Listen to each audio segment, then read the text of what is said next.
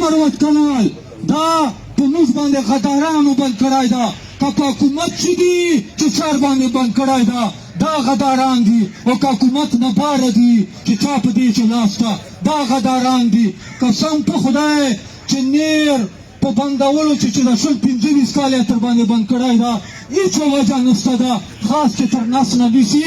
دې پاره چې دې خلکو په پښو چې برغړی که لاسور نوکري به ورنه غواړي د غیرت پکار ده چې غیرت وکړو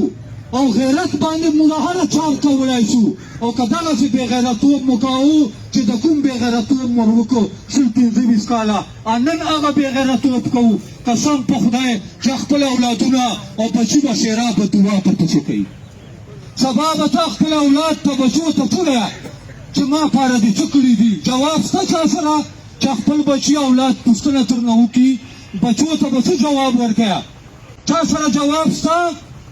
تا بچای ایم سی یې کړي او د دغو خلکو په پښو چرغړي پښې اژیریانې شي ورځ پېښور ته ځي ورځ اسلام آباد ته ځي ورځ ټاون ته ځي او دې خلکو په پښو چرغړي او که لاسور نوکري ځنې غواړي که تا ما دا وطن آباد وایې